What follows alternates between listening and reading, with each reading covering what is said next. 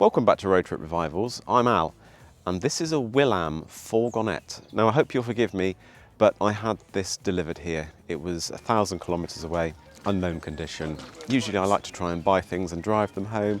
Maybe if it wasn't midwinter and it was so far and it was so slow, I know, total cop-out. But anyway, it's here and let's see what I actually bought.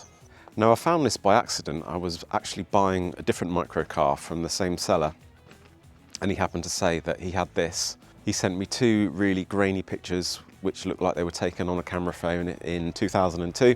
Literally the only things he told me about it were that it wasn't rusty, it hasn't run for a while, and the brakes need looking at. That is it. And I said, sold, sent the guy the money. So it really was, we are discovering it together here. I had absolutely no idea what sort of condition in, and it looks pretty good. It obviously has been stood around for a long time. You can't see it so much because it's been a bit damp outside, but it does have the genuine barn find dust and all the cobwebs on it. Inside is all fairly tidy. I don't suppose they are the original seats. The steering wheel is a bit sketchy. There's literally two bolts holding it on, and they don't seem to be very well attached to the boss at the back there, so that will need looking at. Slightly concerning, we do have some engine parts in the back. Not major stuff, but this is the cooling cowling that goes over the cylinder head. What have we got here? Yeah, okay, that goes around the flywheel. That bolts onto there. That's an air duct or something that goes on the front of there. I was pleased to see we got the mirrors because I see the holes in the wings where they should be. That one's got no glass. Some brake parts, some shoes. There's a gasket set here, and it says Lambretta 150 on it, so that should give you some kind of clue as to what engine we have in there. But yeah, useful little van space. Regular viewers will know that I sold my Fiat van, so I'm short of a van. And I've got some Christmas deliveries to make, so we need to get this thing fired up ASAP. It's called a fourgonnette, by the way, because a French word for a van is a fourgon. So a fourgonnette is a small van, just like you might say a voiture is a car and a tiny car might be a voiturette. It's an all steel construction, and it does have a separate chassis, but we'll have a good poke around underneath obviously later. Hold on, let's see if I can get the bonnet up. So the bonnet latches at the back and hinges forward, and I did that and then found that there are no hinge pins. So I've taken it right off and put it away for now so we can't damage it. And then what do we see? A fuel tank. That isn't connected to anything, so that's handy. We'll just put that there for now. And there we see the mighty heart of the beast. Now I believe this is a Lambretta engine, possibly built by Innocenti. What can we see on the? It does say Innocenti on the gearbox there. So flywheel, crankshaft is coming down this way, and then I guess is it going to be geared onto the gearbox? Somewhere in there is going to be a clutch. Is that the clutch? I'm not sure if that's the clutch or the gear lever there. I don't even know. I think it's a 4-speed all synchromesh gearbox, but I don't know if the gears are going to be sequential or whether they're going to have an H pattern. It says 125cc on the VIN plate, but when I saw that gasket set for a 150, maybe this has had a bigger bore kit stuck on it. You can see there the little coil spring and the tubular chassis coming forward. That is the exhaust, I think, running back there. Carburetor's over here. That's a Delorto, it says on it.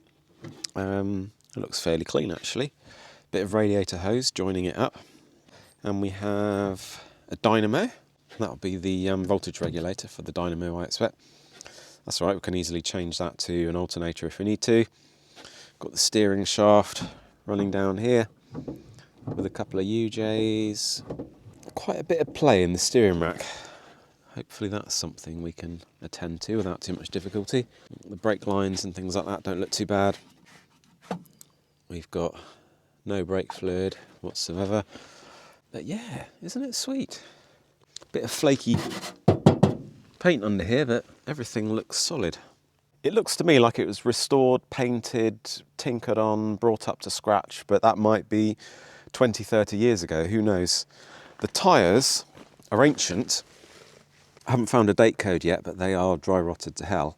But they don't look like they've done any miles, so maybe someone restored it and then just tucked it away. As is the way with these things, there might be a story here because this wheel is loose and also the half shaft bolts are all loose, so there's something going on there, but we definitely do need to look at brakes.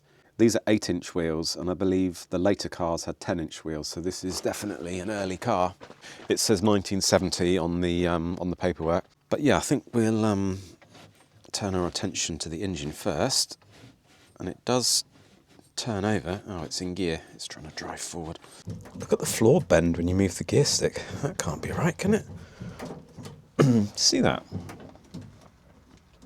Push the clutch, does that? Doesn't seem to help matters. There's another lever here. Don't know what that is for. Oh, I bet that's going to be the reverse, don't you? The clutch feels normal. Brake pedals on the floor. That is sticky. Snug fit, but I'm in. My hat is touching the roof. Yeah. This feels pretty good, I like it. A little speedo here, it shows just over 11,000 kilometres. Top speed of 100 kilometres an hour on there. I think that's going to be a bit ambitious. What's this? Ouvert fermé. Open, close. Is that meant to be to release the bonnet? Not sure. An ignition switch. Indicators, battery warning. Lights, full beam. A reverse light, I'm going to guess, and the wipers. Even a hazard switch. That's unusual for an early 1970s car. Got the little mirror. Yeah, I'm liking this a lot. Let me get these gears figured out, and then we'll see if we can get a full turn on the engine. The shape of it reminds me of something. I can't think of what it is. You'll have to comment down below and tell me. Okay, right, it's out of gear. And the engine rotates nice and freely. I can feel when it comes on compression, and we definitely have some of that. Cool, looking good. Right, I think what I'll do is see if I can shove it over a bit nearer to my workshop so I'm a bit nearer my tools. Dribble a bit of oil down the spark plug hole so we know that the cylinder is lubricated. Throw a battery on here and see what happens. I'm curious to see if I can get this going this afternoon. Also to see whether we can get it running and driving without any parts. That was the other thing. If I'd gone to drive it home, it's not like you can pick up parts from Autodoc or Nor Auto or something. They're just not going to exist. I think a lot of the parts are from, you know, scooters themselves, other small cars of the period. So it's obviously a parts bin special, but it's going to take a bit of figuring out what comes from where. I'm going to say these lights are off a scooter, aren't you? They're a cool little shape, aren't they? This thing is just a blanking plate. Is that aluminium or stainless? I can't tell. I'm losing my touch. All right, let's see how easy it rolls. It's one of the wonderful things about micro cars is you can push them around so easily. They don't take up much space either.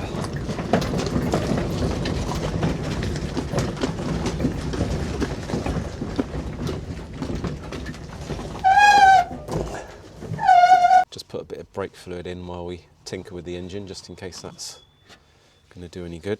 Clean out the rusty goo from the bottom. Yeah. That brake fluid is long, long, long gone.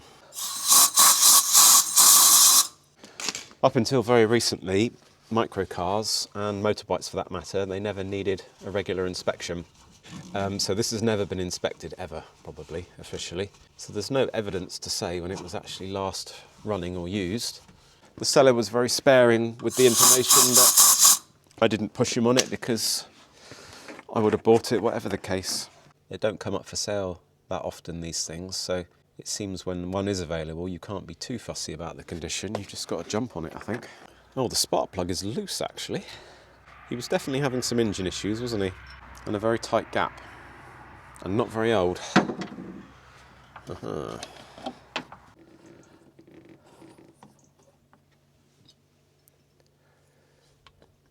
Perhaps we take the inlet pipe off and give it a squirt of oil down the crankcase as well. So there were several different body styles available for these cars, and I think the most desirable one is the convertible, which is called the Farmer, and that looks like a tiny little Jeep. It looks hilarious, very cool.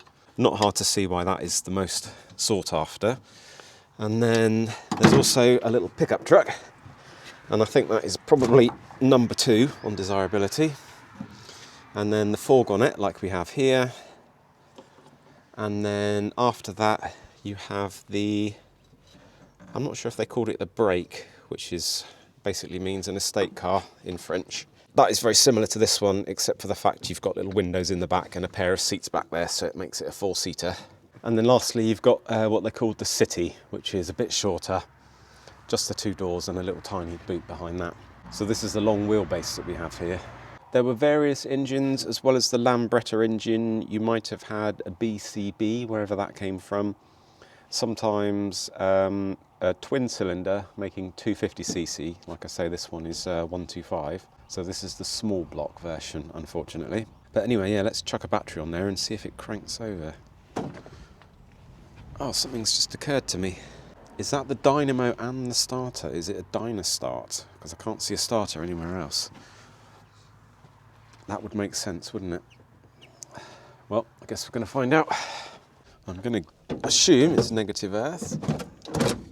And I'm going to assume it's 12 volts because there was a 12 volt battery in here. Much as I tried to boil it though, it didn't come back to life. All right, let's hit the key and see what happens, I guess. Oh. Okay, that sounds healthy. Let's put the spark plug in and see what, if it sounds like it's got decent compression. Yeah. Yeah, it does sound like it's got compression. Ooh. It's getting exciting. Let's see if it's got a spark next. Oh, I've got the plug wire there. All right. Okay, hold on. Getting ahead of myself. Let's take the spark plug out so it can crank easily still. I think I might check and see where this gets alive in order to crank, and then I can crank it under here. It'd be much easier to tinker with. Let's guess for a minute. It's going to be the red wire. I'll hit the key and then we'll see if that goes live when it cranks.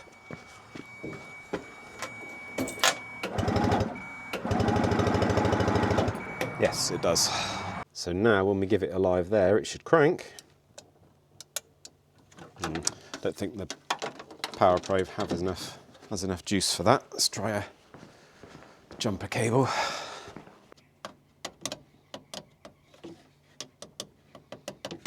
Oh. I guess that isn't it. Is there a solenoid somewhere? Okay, let's try something else. Let's just see if we can put this near to the cylinder head. Because you don't need a spark plug to test for a spark.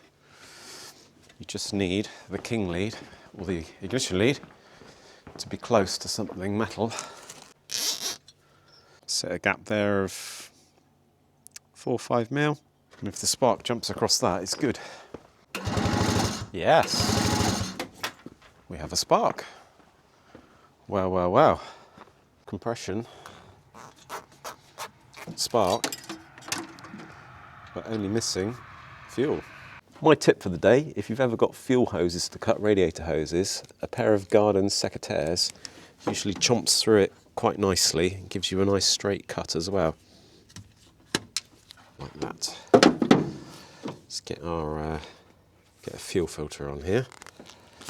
Okay, so that's our setup. We've got a priming bulb off the Arola, longer pipe to go in there. Some 2-stroke mix that I mixed 25:1 because I figured it's better to make it a bit on the oily side, as this hasn't been run for a while. Let me just tighten the spark plug down, I think. Let's see what happens when the carburetor fills up. All right, bit of an overflow situation, but this isn't meant to have fuel pumped into it. There's no fuel pump here. It would have been just a gravity feed. So it's not used to having fuel pumped into it. Is it going to start? Could it really be that easy? That cable is rubbing on the Dynastart. That's not good. Tuck that down there. Don't really know, to be honest, how this ignition system works, but yeah. What else are we going to do? Hit the key, see if it goes. Wonder where the choke is. Ah, okay. That one on the dash that says ouvert and fermé, that is the choke. Okay. Bring the thunder.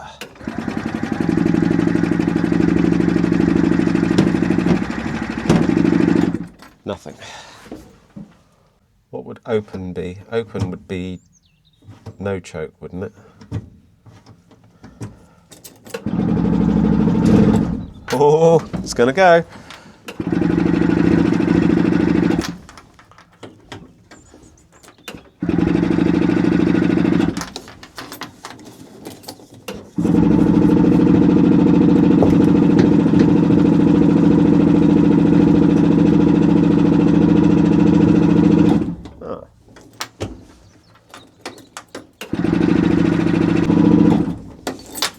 It fired like twice.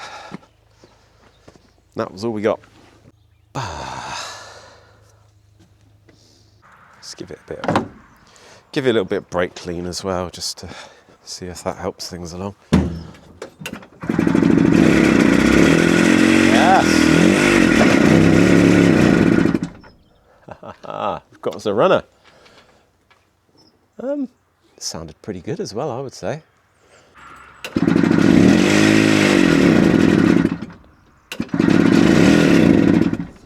Still not sure which way is choke. Let's try it the other way.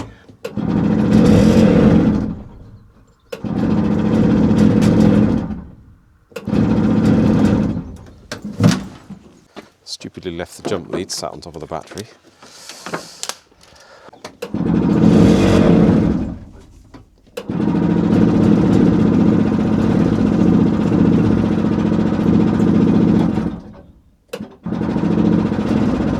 I wonder if it just ran on the brake cleaner fumes I put in there. Let's try that again.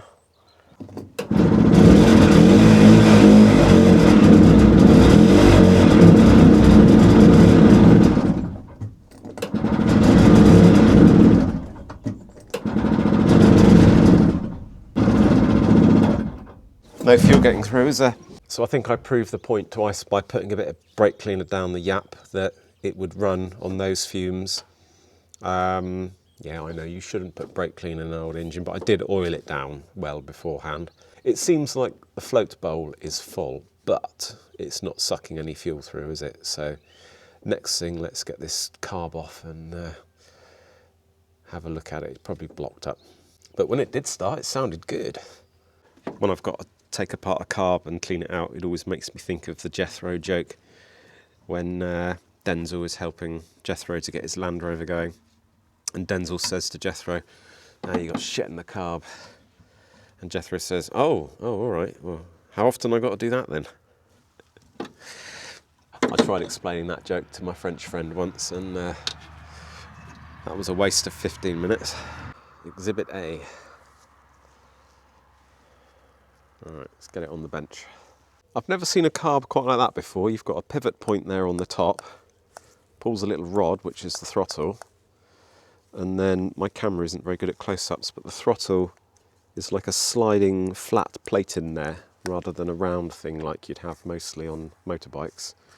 But it does look a very simple device. It might just be a bit clogged up with some of the old two-stroke oil, but should be a quick thing just to pop it apart and give it a quick blowout. I did have a quick scoot around for the production numbers of the Willam vehicles. But of this platform, I read somewhere 3,300, but it wasn't clear if that was just the vans like this or the production for all the different body styles. There isn't that much information out there. There's a few owners clubs and things that I've just started looking at. But how many can there be left? I'm going to say not very many, a few hundred at the most, I would think. It doesn't smell bad, but then again, we did put fresh fuel in. What have we got? A plastic float, 3 jets at the bottom, a rubber seal here. That looks pretty hard, very cruddy and slimy at the bottom. Looks like lots of the old two-stroke oil. As is the way, when the fuel evaporates, it leaves just the oil behind, which is no bad thing really. It should preserve the fuel system, stop the rot setting in as quickly. I'm filming this the day after I've published the roller video. Lots of you have suggestions for why it kept losing power, and I think it probably is blobs of old two-stroke oil blocking up the carb, or something blocking up on the fuel system. Soon enough we'll dig into it, see what's going on with it. I always like to try and actually see if the jets are blocked before you go about blowing them out. That one wasn't. And you actually know if you're barking up the right tree, I suppose. Yeah, I know you can see that sliding throttle plate that's in there, and a spring to hold it shut. Probably a fuel filter on the side here, you might as well have a look at that. Yep, it is a fuel filter. In a minute we'll make sure that the float valve works. Give this all a spray down with carb cleaner and put it back together. It does make me wonder, are we going to be battling the same running problem that the engine covers were taken off for? You do have to wonder, don't you, sometimes? I think some of the jets were a bit clogged when I looked at them a bit more closely. Anyway, they've all had a good clean out, a good blowout, and this carb doesn't look tired or worn. No reason why it shouldn't work, really. Right, carby's back on. Pumped it full of fuel. Let's try again, I guess. Yes! Oh, that's oh, the throttle cable came off. Darn it. Oh, that's so annoying, because there's like a little thing that screws on the end of the cable, and then that hooks on. I don't know what you call that, like crimpy thing. It's fallen off and gone flying, and it's tiny. Grrr. It's like working on a motorbike, isn't it? Some of the stuff that you're dealing with is tiny. And when you lose it... Oh, I found it. Yes. So tiny you probably can't even see it, but the cable goes through a little hole, and then a screw clamps down on the cable and stops it disappearing, but it's not in the best of health. The screw is very tight, so I wasn't clamping well on the cable. Right, I've worked the screw in and out a few times, so it's a bit freer. So when I actually screw it down and it clamps onto the cable, hopefully it'll clamp down a bit better. If it goes flying again, I probably won't be so lucky to find it again. I knew when I took this little clip off, it'd be a right pain to get it back on. I never worked on one of these before. There aren't many people in the world that have worked on one of these before. Right, let's go again. This time, I reckon we got it.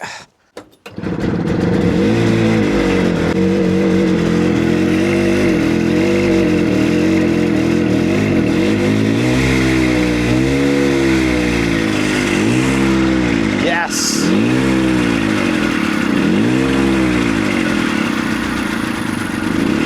It's even going to idle. Nice and smoky. That's to be expected with all the oil I put in there. Pump some more fuel in it. That sounds really good.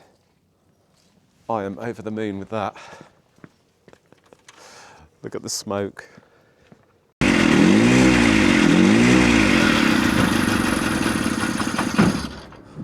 Just needs the idle speed bringing up a bit, it seems like.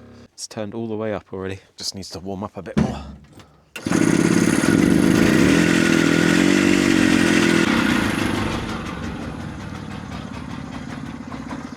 It sounds great. Really good. Well, that is ace. We basically have a runner on our hands. I didn't want to run it too much longer because we haven't got the cooling cowling on there. And I was just having a look. We've got this plate here that goes over the flywheel, bolts up to the engine casing like that. I had a dig around because it looks like it has these M6 screws that hold it on. There isn't enough space to get a 10mm bolt head in there, so I had to rummage around, find a couple of more of those screws that will hold that on. This is the cover that goes up on top of the cylinder head, and it's got two fixings there that would join it on to that plate. And it looks to me like there's some holes there, and there probably should be two longer cylinder studs that would come up and hold that plate on, but there's nothing here to attach onto that. Yeah, I don't know if I'm missing any other bits here, hopefully not. We'll see anyway. The next thing is we're going to have a look at the brakes, because at the moment we have got nothing. The pedal is on the floor and we don't even have any handbrake. Right, I've been able to free up some space and move inside, and we're going to have a slight issue getting on the lift again, but I have got a plan. I think I'll be able to sort something out to get it up in the air.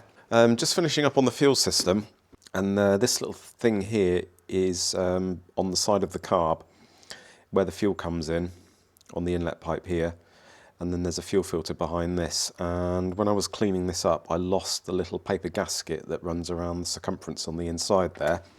So I borrowed from my friend this rather excellent gasket making kit, all different sizes there for cutting holes, and I found one using a piece of gasket paper here, otherwise known as a cornflakes packet, a bit that gets the outside diameter right, and then I just have to take a slightly smaller one to cut the middle out. Obviously when you do this you want to always cut the outside first, so that when you cut the inside you can see you've got an even gap all the way around. And yeah, that should work a treat. That should finish up our carburation then. And we do it on a piece of wood so we don't blunt the tool. Oh, that's very pleasing. There we have a perfect gasket that fits in there. Yep, that's going to work. Right, just need to straighten it up a bit on the lift.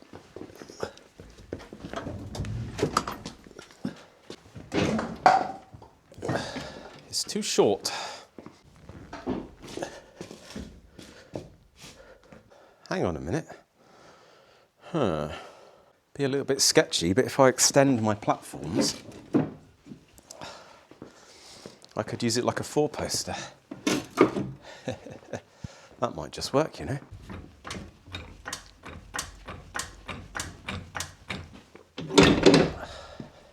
That is obviously not the proper way to use this lift, so please don't do this.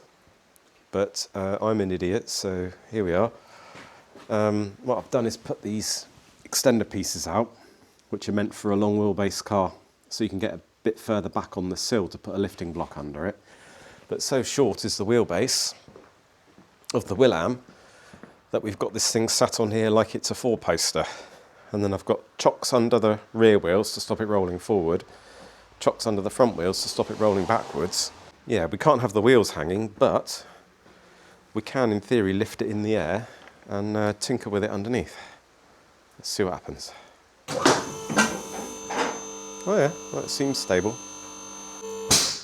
Lifting it like there's nothing on there.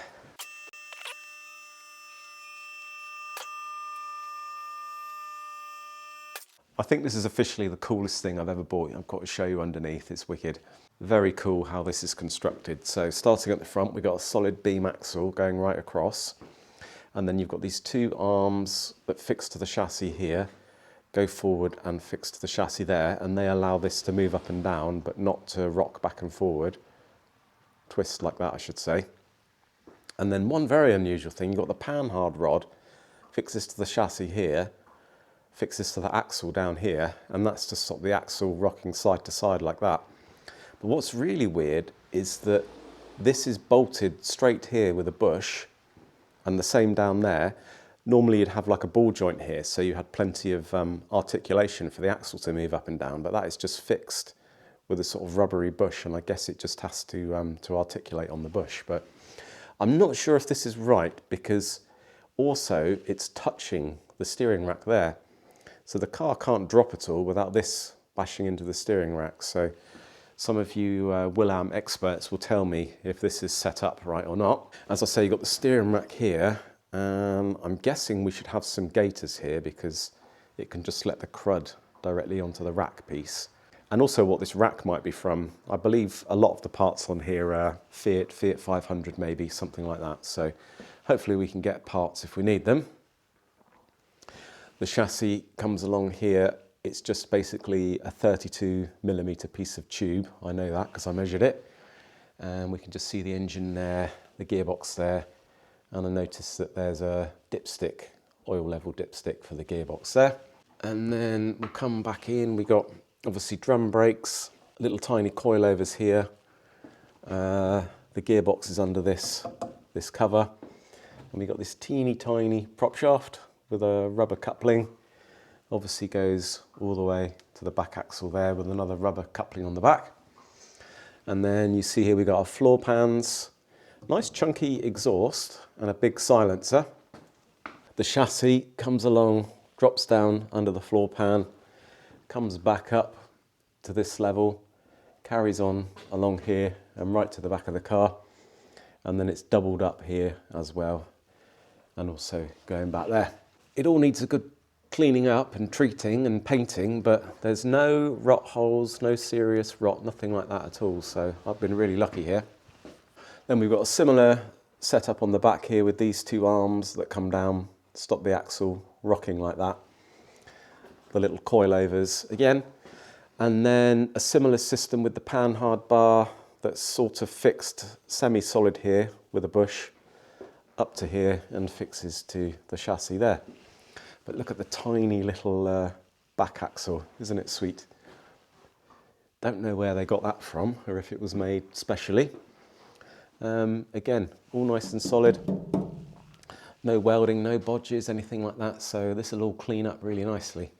The tyres, as you can see here, absolutely ancient. And I looked but didn't find a date code on them. They may even predate date coding. One of them said made in Italy on it, so that'll give us some idea how old they are. Got the genuine barn find cobwebs everywhere. Now I can see on this side we're missing the wheel cylinder, and I can also look in there and see that the brake shoes are missing. So I'll have to try and find a brake cylinder from somewhere. The brake shoes we have, hopefully there isn't too much missing. This side does seem like it's intact, but obviously we'll need a set of brake cylinders anyway. I may just pop off the brake pipe here, put a plug in this one, see if we can get the front brakes working just for now. Yeah, there you see the chassis coming down along this side. Yeah, everything looks pretty amazingly solid. I was going to say there's some play in this steering rack, but there isn't really. There's a play in this bush, which sort of amounts to the same thing when you rock the steering column. The wheels don't move, and I can see that there's a fair bit of play here, so hopefully we can get those. I'm going to have a good look at the Fiat 500 parts and see what matches up. But yeah, I absolutely love that. A proper car just in miniature, and the condition of it is just great. It's going to take a bit of time to clean all this up and treat it and paint it, but I mean it's a small car, so it isn't going to take that long. It's absolutely going to look the business when it's done. See our little pea shooter there, spare wheel held on with a wing nut. What a brilliant car, what a brilliant car. So I think what we should do is carry on putting the engine covers back on so it has cooling, clean up the fuel tank and reinstall it, put a blocker on the rear brakes, see if we can bleed up the front brakes and get those working. And I really just want to drive it, even if just around the garden. We've got important questions to answer, like, does the gearbox work? Will it do a wheel spin? Will it do a drift on wet grass? Things like that. So let's get into it. Right, I've got all these cowling pieces mounted back on, including this plastic bit at the front that ducts the air in. They're all M5 bolts that hold all this on, and they were all missing, so luckily I had some. I don't understand how this ignition system works, because there's one wire that comes down from the loom. I guess that's a positive to turn it on. And then on the same terminal is another wire here that disappears behind the flywheel, but I don't know if this has points or how it works, so we'll find out in due course. Now moving on to the brakes, this is the master cylinder, and the piston in it is stuck fully down. So the pedal pushed the piston down and then it just stuck there. And there's obviously some corrosion and nastiness going on in there. Now from what I can see, this is a Fiat 500 unit and they're cheap and readily available. So the obvious thing is just to replace it, but I want to make it work today to see if I can take this for a spin. Also, I can check if the brake hoses are clogged up. So there's this piece that comes out the front. Into that normally bolts this little pressure switch, which is for the brake lights. But what that means is we've got some access here. I could put a drift in there, see if I can beat the cylinder back, get this freed up and working. That's well stuck. Darn it. don't think it's moving, you know.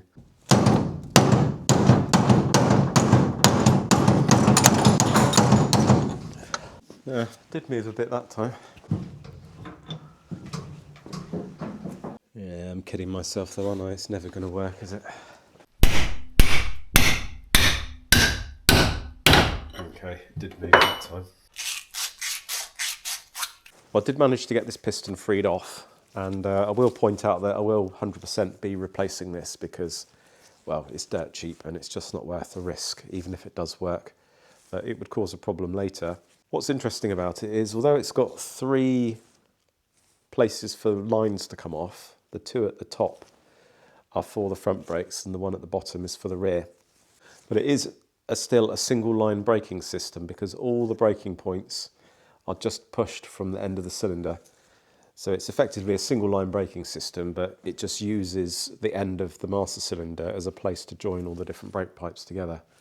But yeah, put the spring back in, this end cover, and whack it back on, bleed it up, see if it works. Worth a shot. Well, I spent way longer on that master cylinder than I should have done, and bottom line is it won't work. The bore is actually clean enough. The seals on the piston are swollen up, and that means that you just can't get any fluid through it, so I'm not going to waste any more time on it. Kick that to the curb. In other news, I thought I'd just have a little look at the front brakes and see what we're up against. And initially it looked like you had 8 wheel studs, but what I realised is that actually only 4 hold the wheel on, and the other 4 studs that you see there hold the 2 sides of the wheel together. And that's good news because it means when we come to do tyres, the rims are going to split apart. It's going to make it really, really easy to change the tyres. But yeah, this one is definitely dead. And I'm pretty sure it does predate date markings, so it's probably older than 1980. Could even be an original tyre. So we've got a little brake drum here. I'm not sure how it comes off. I guess we have to undo this ring of bolts here and see what happens. The wheel bearing is quiet, but the kingpin has loads of play. You'll see here, this is the axle coming across, and then the hub has a pin coming up through here, and there's a grease point there. Maybe it hasn't been greased enough, but there's loads of movement there. So basically I'm hoping that there's some experts watching this and they're going to give me some guidance as to what can be done about these things, whether you can get a new pin or some sort of kit to fix this, or probably have to end up making something. Anyway, let's get this drum off and see where we are with that.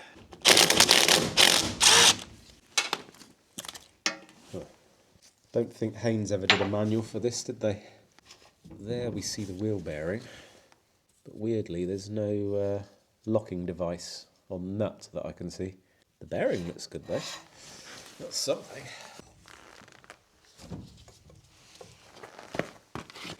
Try not to let this bearing get too mucky. Alright. So the upshot of all this is that the drum is okay, the shoes are okay, the wheel bearing is okay, the back plate is fine. Now that the wheel cylinder is disconnected, we can test to see if the brake line is clogged or not. But the downside is we need a wheel cylinder, and I've really no idea how or where it comes from or how to get one. So that is the tricky thing. Basically, I've given up hope of having brakes on this anytime soon. So I've taken the shoes out of the way. We'll throw this drum back on, get the wheel back on, and put the petrol tank in, and we're going to have to test drive it with no brakes, but we'll just go around the garden, so there won't really be anything to crash into. So the fuel tank then, despite being a bit flaky and crispy on the outside, is fairly clean on the inside from what I can see. I think that's going to work well enough. It has a sort of a little plastic pre-filter in it as well. It had this ancient PVC pipe on it, which has gone hard and brittle, so that can go in the bin. Obviously this will all get cleaned up and repainted in due course, but I really just want to get it running and driving at the moment, and then I can see if the gearbox works, see if the clutch works, things like that, and we'll know much better where we are with it. That's pretty neat actually. It doesn't obstruct you from working on the engine at all. I'm not sure how many litres that is, maybe 10, 12, something like that at the most. Should technically be able to drive it now once I've tightened up the rear wheel.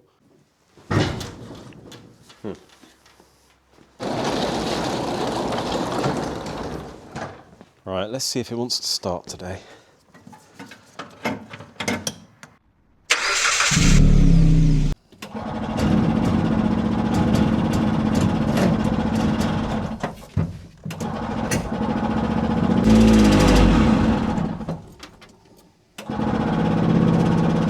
Cut off. Flooded. Flooded and gap too tight, which I'd noticed before.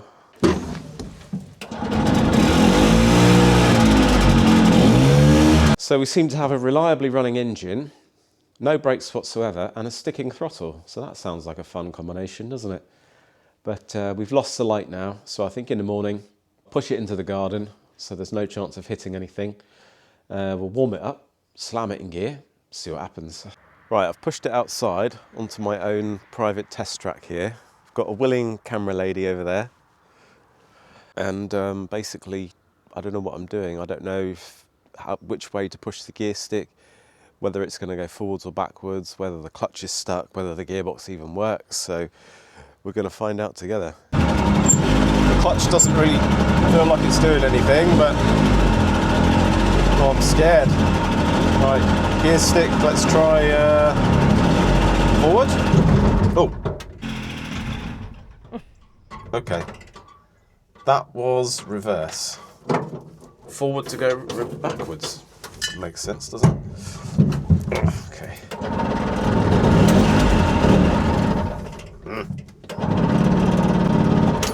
Oh, don't be like that.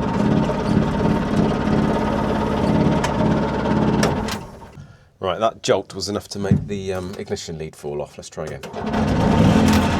This time we'll go back.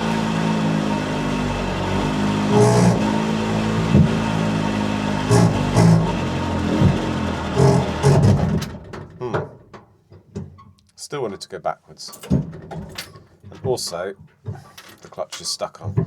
That is obvious now. So I wonder if we've got the little lever down here. Perhaps we have to flip that. At the moment it's up. Put that down. And then we're going to have forward, I reckon.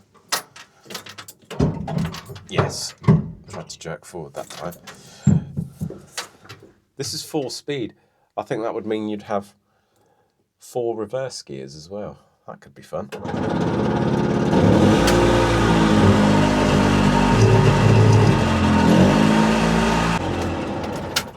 Now, because the clutch is stuck, I'm going to have to try and start it in gear and get it going so I can drive round and maybe I can break the clutch free. No.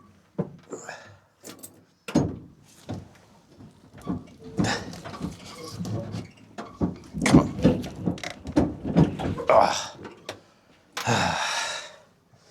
Okay, that seems like it's too high a gear. Come on. Come on.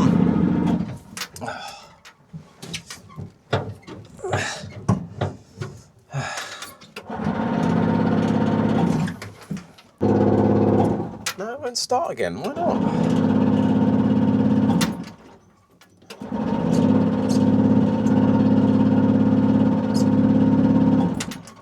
So far this test drive is going really well.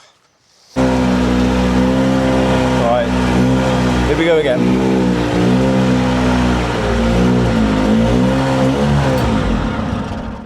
Right, forward to go forward, remember, and then hopefully it's going to start this time.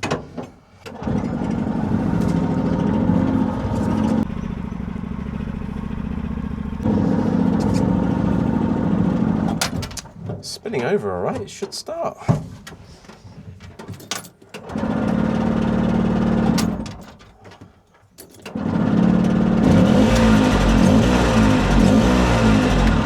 Right, now in gear.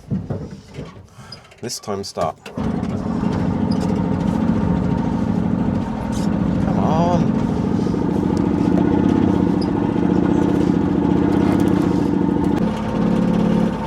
Oh, it won't start again. Why? Hey, we're off.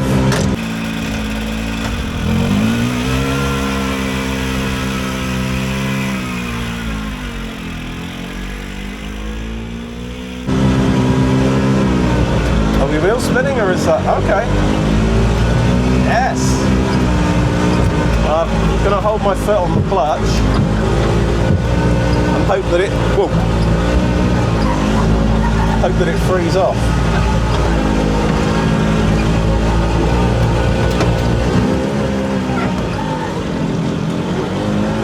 Really got stuck there.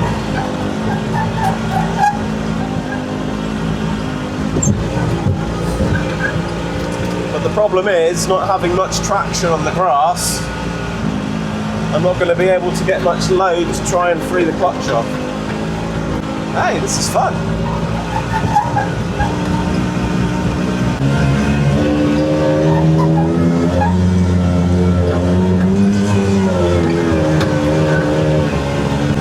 They don't seem to have any grip in any direction for steering or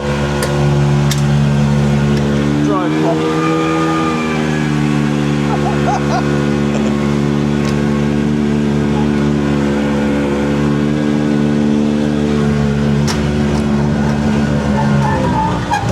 Just go for second gear. Okay. Oh, it didn't like that. Abby doesn't look all that impressed.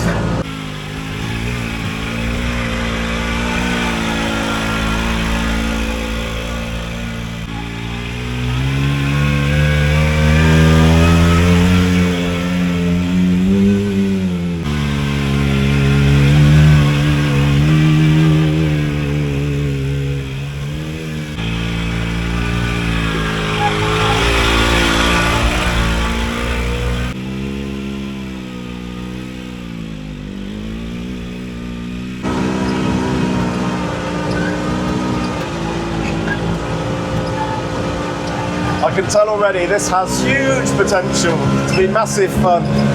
Oh no, we're going to get stuck.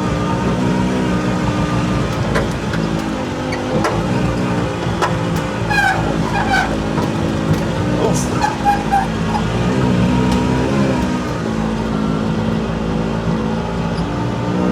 She's smiling, but she doesn't look massively impressed, I wouldn't say. Right, I've come onto a gravel track where hopefully we get a bit more speed up, a bit more traction, maybe get into a higher gear, see if we can break this clutch loose. That'll be the dream. I'm going to go flat out in first, see if I can get it into second. Right, here we go.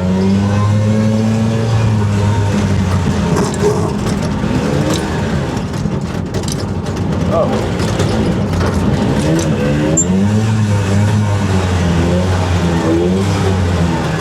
Something happened. I think that worked. Right. I'll go back to first.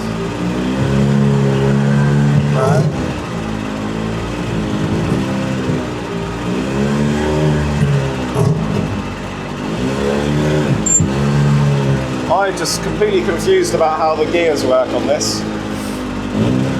Right. Nope. Oh, I thought that was neutral. No.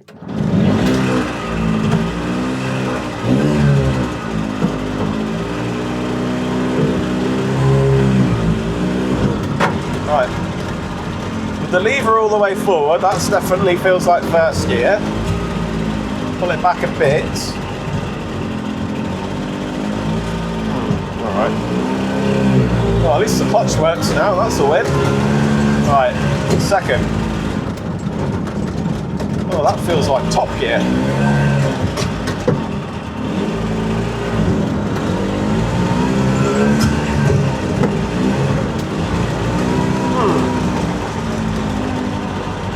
I can only get like first gear and fourth gear, it feels like.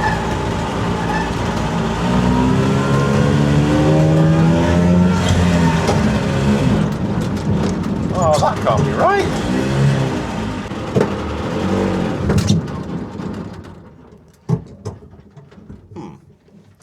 The gear lever, it doesn't feel like it's got any side-to-side thing going on.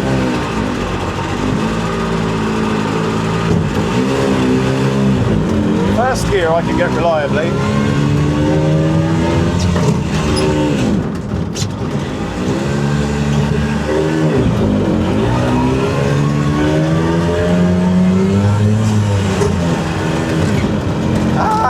a second. Yes. I don't know what I did differently, just pulled it back a bit less, I think. Right, let's go for third. Maybe. That might be third. It's not like a motorbike where it clicks, comes back to the middle. You've got first is all the way forward, come very slightly back, second. They're very close together. Slightly back again, third, slightly back again, fourth.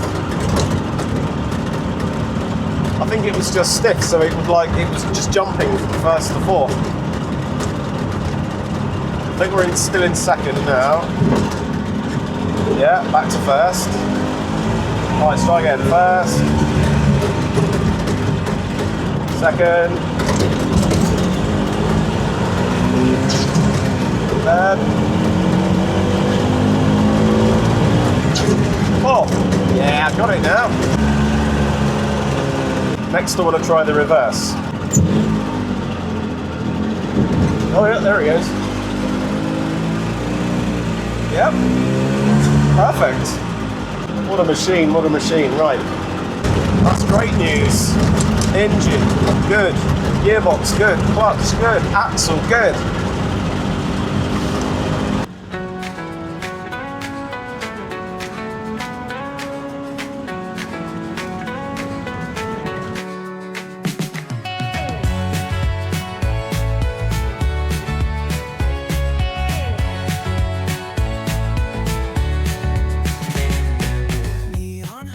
Well, I'm going to call that a huge success. Engine, gearbox, diff, clutch, everything like that, good and working.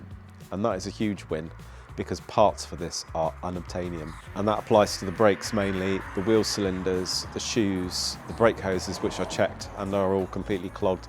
All of it is unobtainium. But we're not giving up, obviously. We're just going to get a bit creative. We're going to find some solutions and make it work. The tyres are literally the same size you'd find on your wheelbarrow, and there just aren't car tyres available in that size. But I think I found a solution. The brake shoes and brake drums, thankfully, are okay. So it's just a matter of sorting out the hydraulic pieces, the master cylinder, brake hoses, the brake cylinders, some of the connections, things like that. But I think I found solutions for everything.